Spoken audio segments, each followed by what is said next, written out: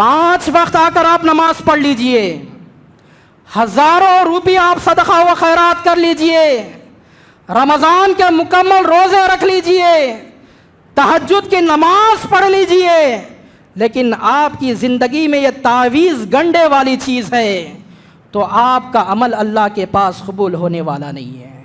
خبروں کے پاس جا کر مانگنا بھی بیکار ہے، کیونکہ خبروں میں سوئے ہوئے بھی یہ دیوار کے برابر ہیں۔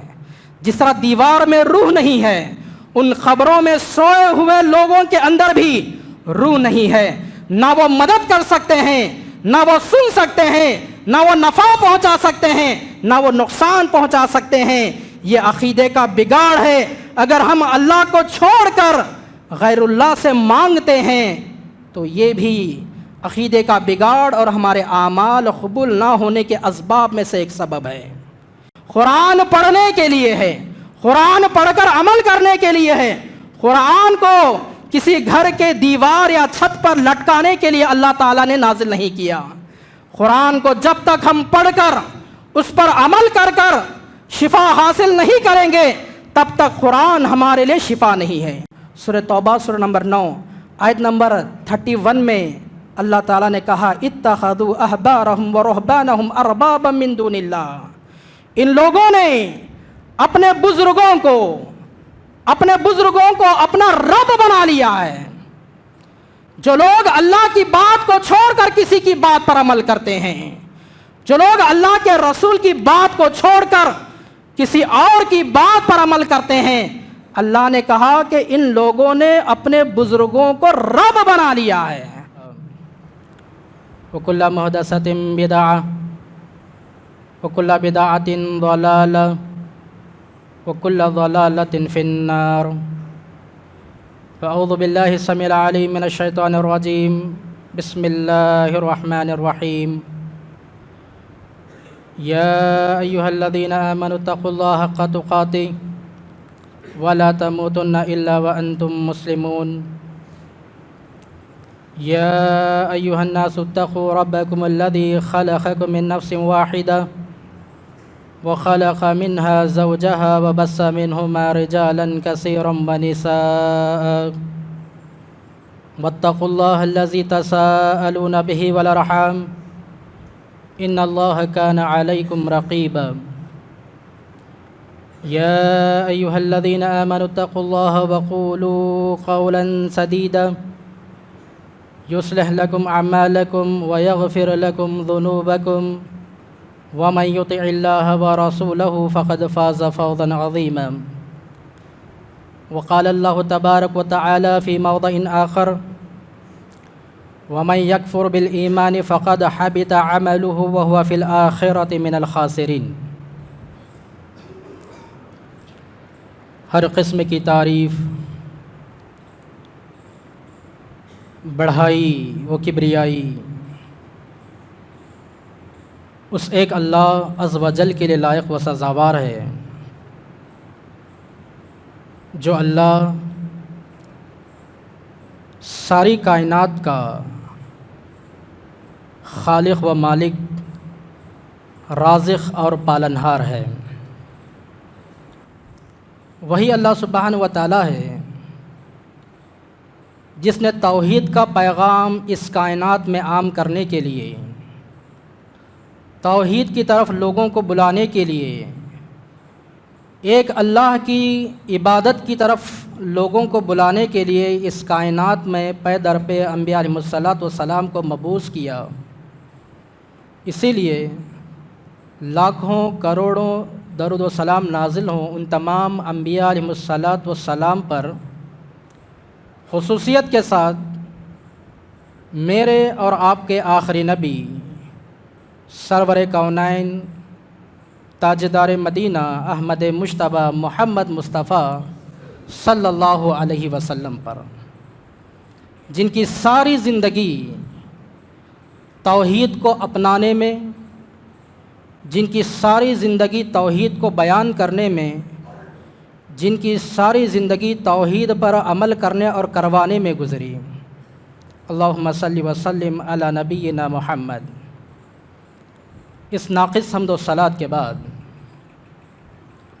حاضرین جمعہ و پردہ نشین خواتین اسلام، آج اس جمعہ کے موقع پر جس موضوع کو لے کر آپ کے پیش نظر کھڑا ہوا ہوں وہ موضوع ہے عقیدہ صحیح تو اعمال صحیح۔ یعنی جب تک ہمارا عقیدہ صحیح نہیں ہوگا، جب تک ہمارا ایمان اللہ پر نہ ہوگا، جب تک ہمارا بھروسہ اللہ پر نہ ہوگا، جب تک ہماری عبادت اللہ کے لیے نہ ہوگی، تب تک ہمارا کوئی عمل اللہ کے پاس قبول ہونے والا نہیں ہے۔ آئیے عقیدہ کسے کہتے ہیں سب سے پہلے اس کو سمجھنے کی کوشش کرتے ہیں۔ عربی زبان کا لفظ ہے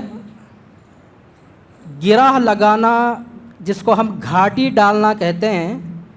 گھاٹی ڈالنے کو عربی میں عقد کہا جاتا ہے، اسی سے عقیدہ ہے۔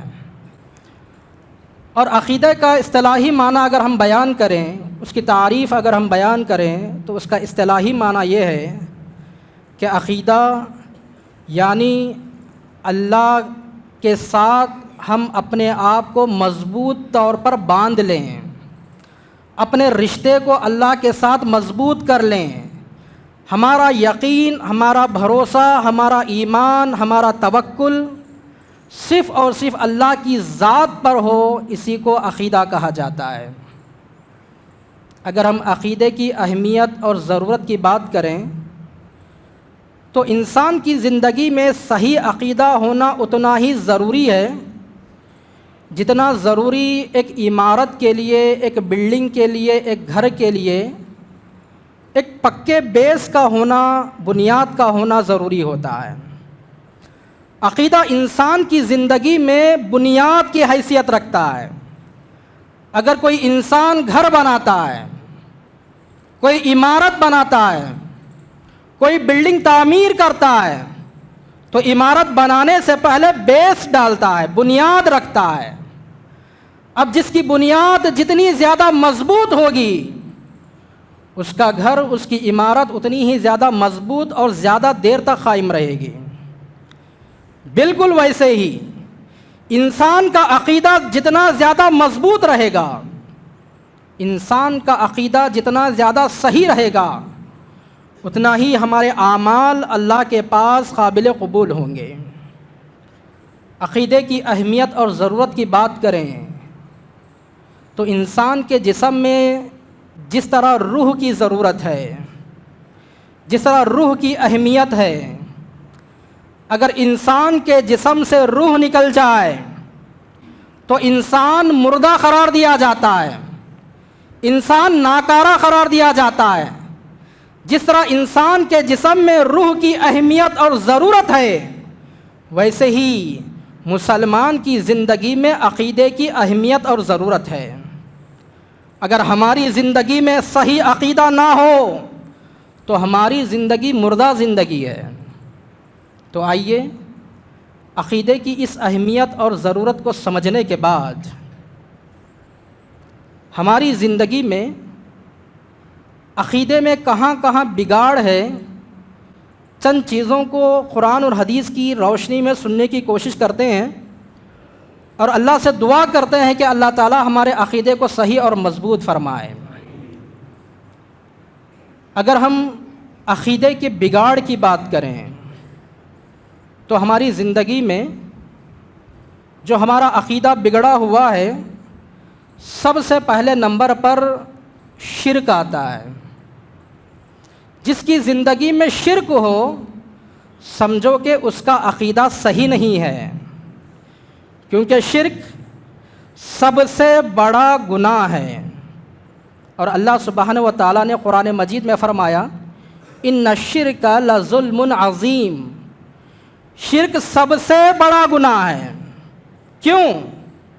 اس لیے کہ ہم لوگوں کو پیدا کرنے والی ذات اللہ کی، ہم لوگوں کو مارنے والی ذات اللہ کی، ہم لوگوں کو بیماری دینے والا بھی اللہ، ہمیں شفا دینے والا بھی اللہ، ہمیں اولاد دینے والا بھی اللہ، ہماری اولاد کو چھیننے والا بھی اللہ، ہمیں روزی روٹی دینے والا بھی اللہ، ہمیں تنگ دستی میں مبتلا کرنے والا بھی اللہ، پریشانی دینے والا بھی اللہ، پریشانی سے بچانے والا بھی اللہ۔ جب ہر چیز کا کرنے والا اللہ سبحانہ و تعالی ہے تو پھر صرف اور صرف اللہ سبحانہ و تعالی کی ہی عبادت کی جائے۔ اگر انسان اللہ کو چھوڑ کر غیر اللہ کی عبادت کرتا ہے یا اللہ کے ساتھ کسی غیر کو شریک کر لیتا ہے تو یہ سب سے بڑا گناہ ہے، یاد رکھ لیجئے، اور یہی عقیدے کا بگاڑ ہے۔ شرک کے بارے میں رسول اکرم صلی اللہ علیہ وسلم کو خطاب کرتے ہوئے اللہ سبحانہ و تعالیٰ نے سورہ زمر سورہ نمبر 39 آیت نمبر 65 میں کہا وَلَقَدْ أُوحِيَ إِلَيْكَ وَإِلَى الَّذِينَ مِن قَبْلِكَ لَإِنْ أَشْرَكْتَ لَيَحْبِطَنَّ عَمَلُكَ۔ اے نبی، آپ کی جانب وحی کی گئی ہے اور آپ سے پہلے جو لوگ تھے ان کی طرف بھی وحی کی گئی ہے۔ قرآن کا نزول جو اللہ کے نبی پر کیا گیا اس کا ذکر کرنے کے بعد اللہ تعالیٰ نے کہا لَإِنْ أَشْرَكْتَ، اے نبی اگر آپ شرک کریں گے، اگر آپ اللہ کی ذات میں اس کی عبادات میں کسی کو شریک کریں گے لَيَحْبِطَنَّ عَمَلُكَ، آپ کے عمل برباد ہو جائیں گے۔ غور کریں، نبی سے یہ خطاب کیا جا رہا ہے، نبی کو یہ کہا جا رہا ہے، حالانکہ وہ نبی جو اماموں کے امام ہیں، جو امام الانبیاء ہیں، جو اللہ کے چہیتے رسول ہیں، جن کی زندگی توحید پر گزری ہے، ایسے نبی کو کہا جا رہا ہے اے نبی اگر آپ بھی شرک کریں گے تو آپ کو بھی نہیں چھوڑا جائے گا۔ اگر نبی کی امت اللہ کے ساتھ شرک کرتی ہے تو کہاں سے بخشش ملے گی، کہاں سے معاف کیا جائے گا، کہاں سے عفو اور درگزر والا معاملہ کیا جائے گا؟ ہمیں اس چیز پر غور کرنے کی ضرورت ہے۔ لیکن افسوس ہوتا ہے آج کے نام نہاد مسلمانوں پر، اللہ سبحانہ و تعالیٰ کے ساتھ جو شریک کرتے ہیں، پریشانی آ گئی درگاہوں کے پاس چلے گئے، بیماری آ گئی کسی بابا کے پاس چلے گئے، کوئی بلا آ گئی، کوئی مصیبت آ گئی، اگر اولاد کو مانگنا ہے کسی بابا اور کسی مرشد کے پاس چلے گئے۔ لوگ آج شرک میں مبتلا ہیں اور یہی عقیدے کا بگاڑ ہے۔ اگر ہم نے اپنے عقیدے کو صحیح نہیں کیا تو یاد رکھ لیجئے ہمارا کوئی عمل اللہ کے پاس قبول ہونے والا نہیں ہے۔ نہ ہماری نماز قبول ہوگی، نہ ہمارا روزہ قبول ہوگا، نہ ہمارے صدقہ و خیرات قبول ہوں گے، نہ ہمارا عمرہ قبول ہوگا، نہ ہمارا حج قبول ہوگا۔ کوئی نیکی اللہ کے پاس قابل قبول نہیں ہے اگر ہم شرک کرتے ہیں اور ہمارے عقیدے میں اگر بگاڑ ہو۔ اسی طرح عقیدے کے بگاڑ کی ہم بات کریں تو دوسرا بگاڑ ہمارے اندر یہ پایا جاتا ہے غیر اللہ سے مدد طلب کرنا اور دعا کرنا۔ ابھی میں نے بتایا چھوٹی چھوٹی پریشانیوں کو بھی اس کے حل کے لیے اللہ سے مانگنا چاہیے، اللہ سے طلب کرنا چاہیے، لیکن ہم غیروں کے دروازے کو جا کر کھٹکھٹاتے ہیں۔ ہم اپنی جبینوں کو، ہم اپنے سر کو مردوں کے سامنے جا کر جھکاتے ہیں۔ خبروں پر چادر چڑھانا، خبروں پر ناریل پھوڑنا، خبروں پر پھول چڑھانا اور وہاں پر جا کر اس قدر ادب و احترام سے کھڑے ہونا اور وہاں جا کر مدد طلب کرنا، وہاں جا کر دعا کرنا، یہ بھی عقیدے کا بگاڑ ہے۔ اللہ سبحانہ و تعالیٰ نے قرآن مجید میں کہا وَلَا تَدْعُ مِن دُونِ اللَّهِ مَا لَا يَنفَعُكَ وَلَا يَضُرُّكَ فَإِن فَعَلْتَ فَإِنَّكَ إِذًا مِّنَ الظَّالِمِينَ۔ اللہ سبحانہ و تعالیٰ نے فرمایا کہ تم اللہ کے علاوہ کسی کو نہ پکارو، اللہ کے علاوہ کسی کو نہ پکارو، مَا لَا يَنفَعُكَ وَلَا يَضُرُّكَ، ایسے لوگوں کو نہ پکارو جو تم کو نہ نفع دے سکتے ہیں اور نہ نقصان پہنچا سکتے ہیں۔ فَإِن فَعَلْتَ، اگر تم ایسا کرو گے، پریشانی آنے پر کسی غیر اللہ کے پاس جا کر دعا کرو گے، اولاد نہیں ہے किसी गैरुल्लाह के पास जाकर मांगोगे नौकरी नहीं है, किसी गैरुल्लाह के पास जाकर मांगोगे फ़इन फ़अल्ता, अगर तुम ऐसा करोगे इज़म मिनज़्ज़ालिमीन, तो उस वक्त तुम जालिमों में से शुमार किए जाओगे, तुम जुल्म करने वाले बन जाओगे। अगर जूते का तस्मा भी टूटता है, अगर चप्पल की डोरी भी टूटती है, तो रसूल अकरम की तालीमात में से तालीम यह है कि जूते का तस्मा और चप्पल की डोरी के टूटने पर भी अल्लाह ही से मांगा जाए। इज़ा सअल्ता फस्अलिल्लाह, जब तुम्हें मांगना हो तो सिर्फ और सिर्फ अल्लाह की ज़ात से मांगो, गैरों के पास जाकर मांगना ये अल्लाह पर जुल्म करने के बराबर है। अगर हम किसी दीवार के पास खड़े होकर, दीवार के अंदर जान नहीं है, दीवार के अंदर ना ही सुनने की ताकत है, दीवार के अंदर ना ही सुनकर उस दुआ को कबूल करने की ताकत है, अगर हम किसी दीवार के पास खड़े होकर इस दीवार से मांगते हैं, इस दीवार से अपनी मुसीबतों को टल जाने की दुआ मांगते हैं, अपनी परेशानियों के ख़त्म हो जाने की दुआ मांगते हैं, तो जिस तरह इस दीवार के सामने मांगना बेकार है, उसी तरह खबरों के पास जाकर मांगना भी बेकार है। क्योंकि खबरों में सोए हुए भी ये दीवार के बराबर हैं। जिस तरह दीवार में रूह नहीं है, उन खबरों में सोए हुए लोगों के अंदर भी रूह नहीं है। ना वो मदद कर सकते हैं, ना वो सुन सकते हैं, ना वो नफ़ा पहुंचा सकते हैं, ना वो नुकसान पहुंचा सकते हैं। ये अकीदे का बिगाड़ है। अगर हम अल्लाह को छोड़कर गैरुल्लाह से मांगते हैं तो ये भी अकीदे का बिगाड़ और हमारे आमाल कबूल ना होने के असबाब में से एक सबब है। इसी तरह अकीदे के बिगाड़ की हम बात करें तो आज मुसलमानों के अंदर अल्लाह पर तवक्कुल और भरोसा नहीं है, जबकि कुरान मजीद में कई जगह सिर्फ़ और सिर्फ अल्लाह की ज़ात पर तवक्कुल और भरोसा रखने का हुक्म दिया गया है। हमारा हर काम, हमारा हर फेल, हमारी हर चीज़ अल्लाह के हवाले होगी। हम जो भी करेंगे अल्लाह की ज़ात पर भरोसा रख कर करेंगे, इस उम्मीद और इस यकीन से करेंगे कि अल्लाह इसमें फ़ायदा देगा तो ही फ़ायदा होगा।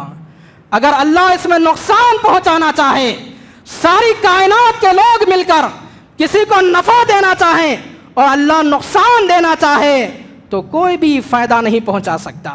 और अगर अल्लाह किसी को फ़ायदा देना चाहे, सारी कायनात के लोग मिलकर किसी को नुकसान पहुंचाना चाहें तो नुकसान नहीं पहुंचा सकते।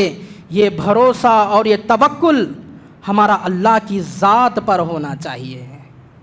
इसी तरह अक़ीदे के बिगाड़ की हम बात करें, सबसे ख़तरनाक चीज़ तावीज़ का बिगाड़।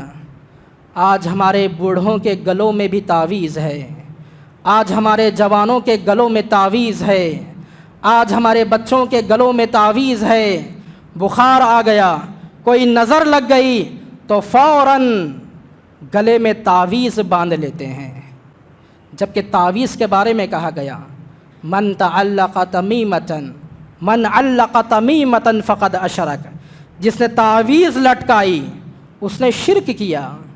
वाज़े तौर पर यहाँ पर कहा गया है जिसने तावीज़ लटकाई उसने शिरक किया। अब तावीज़ की हमारे माहौल में कई किस्में हैं। सिर्फ तावीज़ वो नहीं है जो गलों में लटकता है, आज तावीज़ की शक्लें बदल दी जा चुकी हैं। हाथ में जो कड़ा बांधा जाता है वो भी तावीज़ है, हाथ में जो धागा बांधा जाता है वो भी तावीज़ है, पैर में जो काला धागा बांधा जाता है वो भी तावीज़ है। क्योंकि जिस अक़ीदे के साथ लोग तावीज़ बांधते हैं कि ये तावीज़ हमें मुसीबत से बचाएगा, ये तावीज़ हमारी ज़िंदगी में सुकून अता करेगा, तो उसी अक़ीदे के साथ लोग हाथ में कड़ा पहनते हैं, हाथ में धागे बांधते हैं, पैर में काले धागे बांधते हैं। तो जिस तरह ये तावीज़ का हुक्म है उसी तरह ये कड़े और काले धागों का भी वही हुक्म है, ये भी तावीज़ में शुमार होते हैं। इतना ही नहीं, तावीज़ की किस्मों को और भी बदल दिया गया है, उसकी शक्लों को और भी बदल दिया गया है। आज बहुत सारे लोगों की घरों में ہم ناریل کو لٹکتا ہوا دیکھتے ہیں، کہیں ہرے کپڑے میں ناریل لٹک رہا ہے، کہیں کسی اور کلر کے کپڑے میں ناریل لٹک رہا ہے، یہ بھی تعویذ ہے۔ ہم گھروں کے باہر ایک موٹا کدو لٹکتا ہوا دیکھتے ہیں، یہ بھی تعویذ ہے۔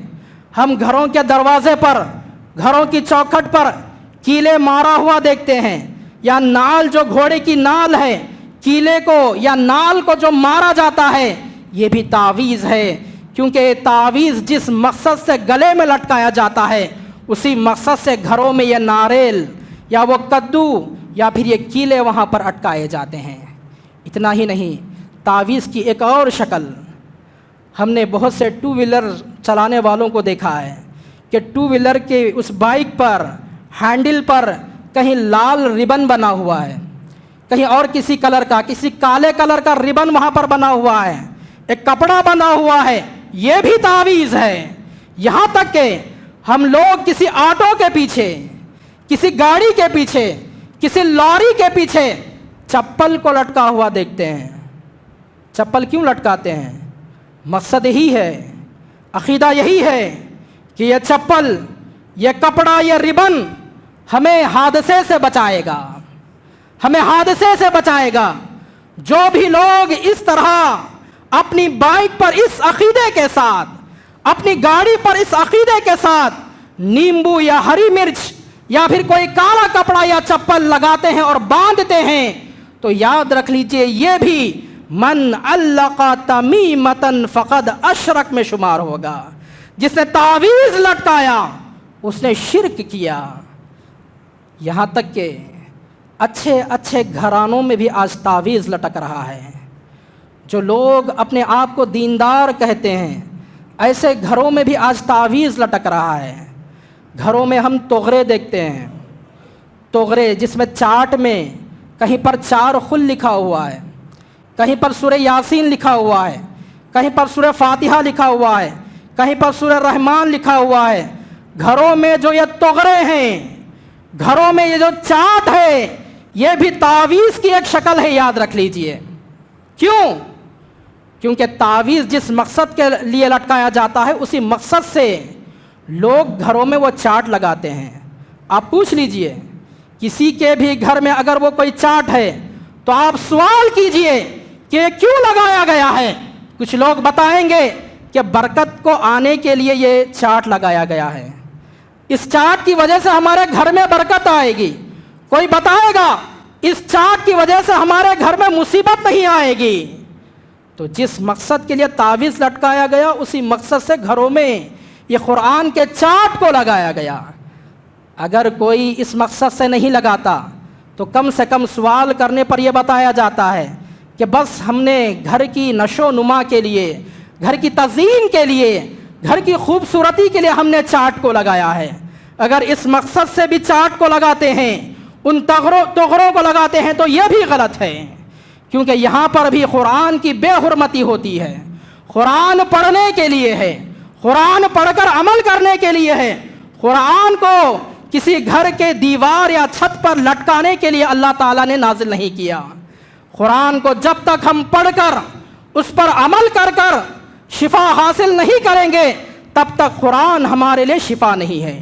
اس کی ایک موٹی سی مثال، اللہ تعالیٰ نے شہد کو بھی شفا کہا ہے، شہد کو بھی شفا کہا ہے۔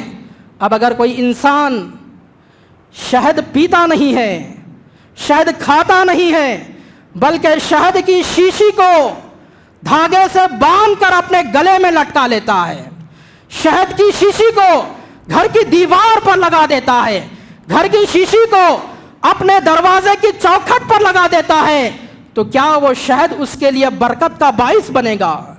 کیا وہ شہد اس کے لیے شفا کا باعث بنے گا؟ ہرگز نہیں۔ جب تک ہم شہد کو نہیں کھائیں گے، نہیں پئیں گے، تب تک وہ شفا ہمارے لیے نہیں بنے گا۔ بالکل ویسے ہی جب تک ہم قرآن کو پڑھ کر اس پر عمل نہیں کریں گے، قرآن ہمارے لیے شفا نہیں بن سکتا۔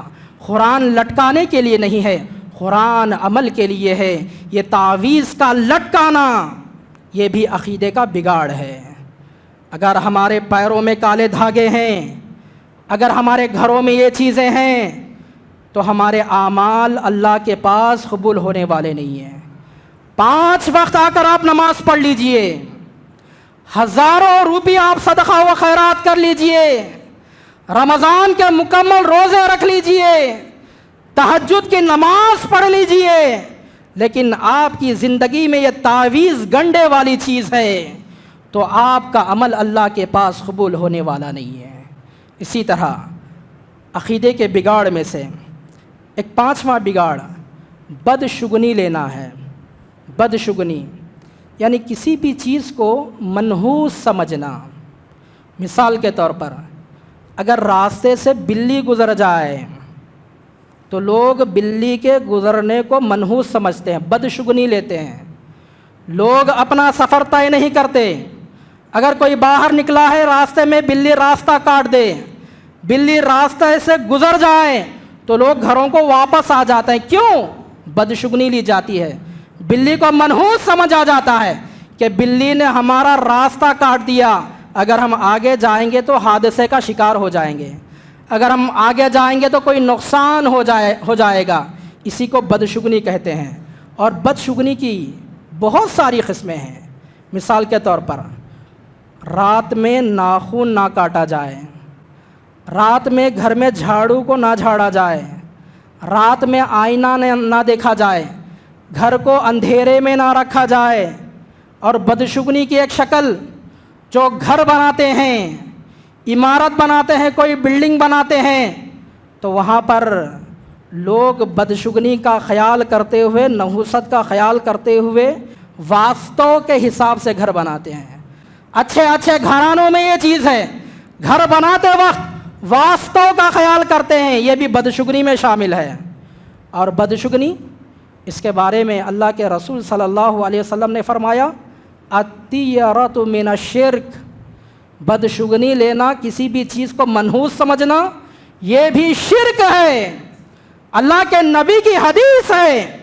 और औरतों में ये चीज़ ज़्यादा पाई जाती है, ख़वातीन में ये चीज़ ज़्यादा पाई जाती है।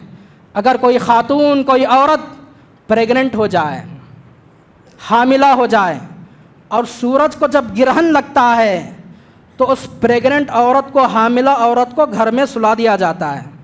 वो कोई काम नहीं करेगी, वो कुछ भी नहीं करेगी, क्योंकि बदशुगनी ये ली जाती है कि सूरज के ग्रहण लगने के मौके पर अगर प्रेग्नेंट औरत कोई काम करती है तो उसका पैदा होने वाला बच्चा नाखिस पैदा होगा, अधूरा पैदा होगा, कान कट्टा, हाथ कट्टा या पैर कट्टा पैदा होगा। इस तरह बदशुगनी ली जाती है।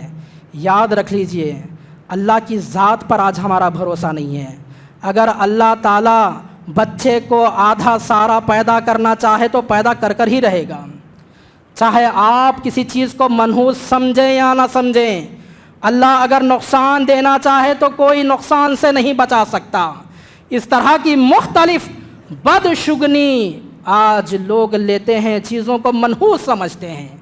किसी के घर पर उल्लू पुकार दे तो समझा जाता है कि अब घर में लड़ाई होगी, कहीं पर कोई सितारा गिर जाए तो समझा जाता है कि अब हमारे ख़ानदान में किसी बड़े आदमी की मौत होगी।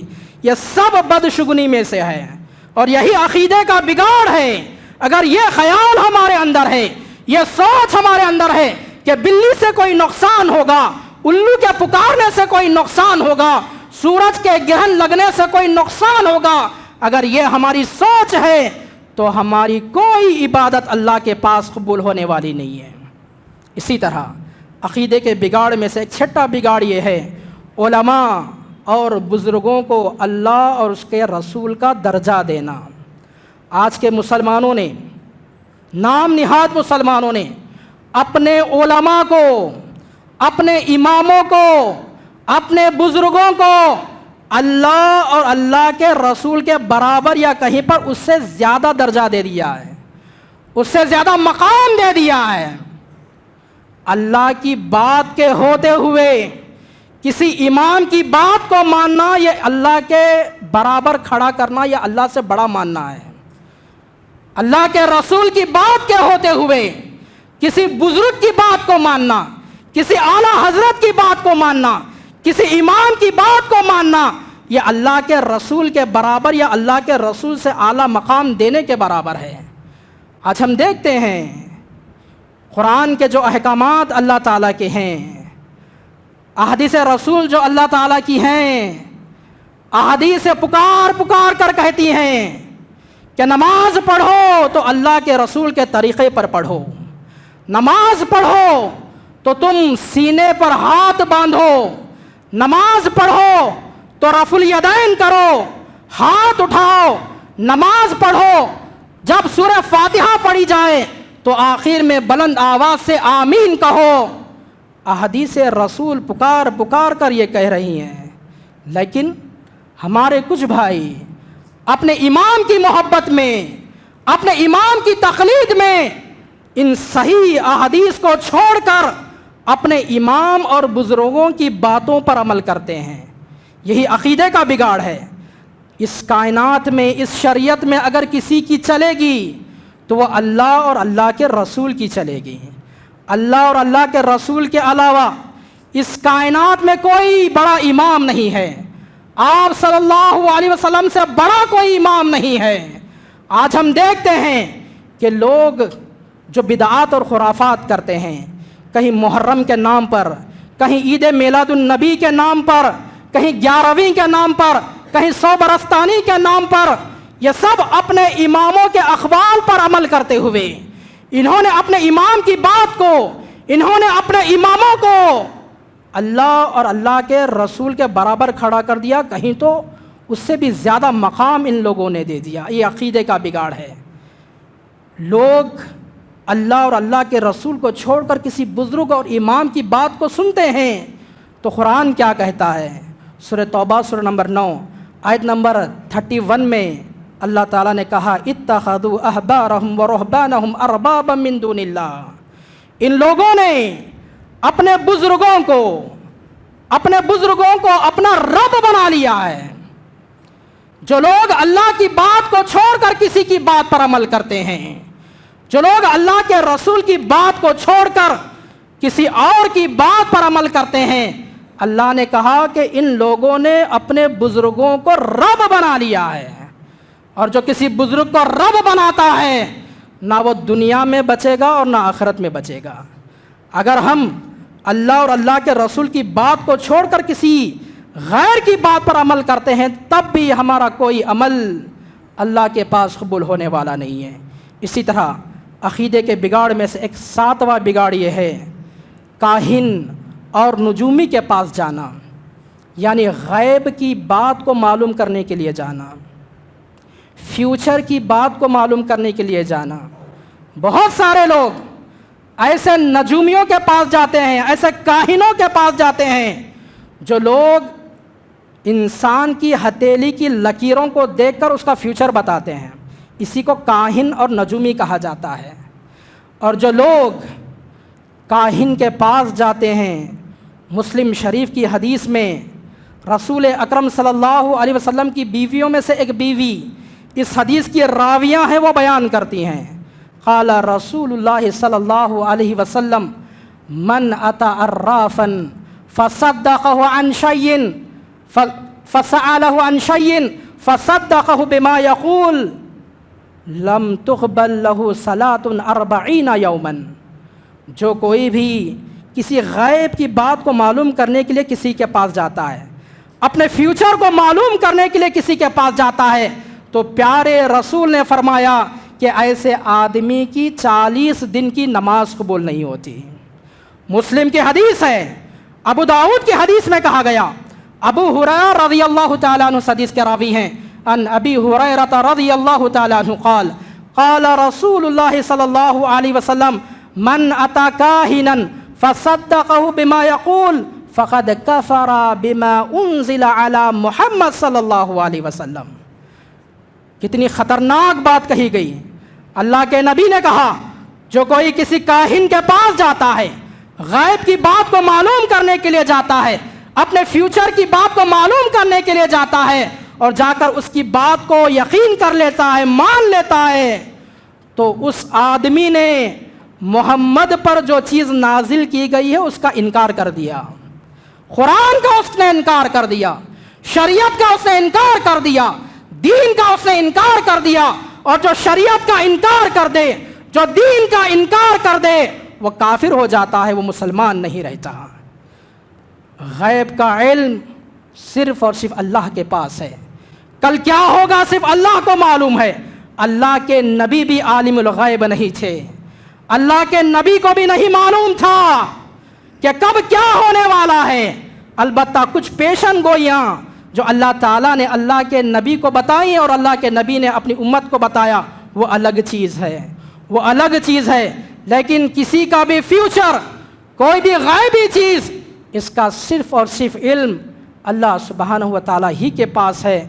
اللہ سے دعا ہے اللہ سبحانہ و تعالیٰ کہنے والے کو کہنے سے زیادہ اور سننے والوں کو سننے سے زیادہ عمل کرنے کی توفیق عنایت فرمائے۔ اللہ تعالیٰ ہمارے عقیدے کو مضبوط بنائے، ہمیں توحید پر قائم اور دائم رکھے، ہمیں شرک سے بچائے، ہمیں بدعت سے بچائے، ہمیں غلط و رسم و رواج سے اللہ تعالیٰ ہماری حفاظت فرمائے، جہنم کے عذاب سے اللہ تعالیٰ ہماری حفاظت فرمائے، خبر کے کیڑے مکوڑوں سے اللہ ہماری حفاظت فرمائے، خبر کے اندھیرے اور تاریکی سے اللہ تعالیٰ ہماری حفاظت فرمائے، جنت الفردوس میں اعلیٰ مقام اللہ تعالیٰ عطا کرے۔ اور جو مسلمان جہاں بھی بیمار ہیں اللہ تعالیٰ انہیں شفائے کاملہ عاجلہ عطا فرمائے۔ جو مسلمان جہاں بھی پریشان حال ہیں اللہ تعالیٰ ان کی پریشانیوں کو دور فرمائے۔ جہاں پر بھی مسلمانوں کو ستایا جا رہا ہے یا مارا جا رہا ہے، غیر مسلم تنظیموں کو اللہ یا تو ہدایت دے یا پھر ان کو نیست و نابود کر دے۔ اللہ ہمیں مرتے دم تک قرآن اور حدیث پر عمل کرنے والا بنائے، اللہ اور اللہ کے رسول کے بتائے ہوئے طریقے پر چلنے والا بنائے۔ اللہ ہمیں دنیا میں بھی بھلائی عطا کرے، آخرت میں بھی بھلائی عطا کرے، اور مرنے سے پہلے ہمیں سدھر جانے والا بنائے۔ آمین ثم آمین، وآخر دعوانا ان الحمد للہ رب العالمین۔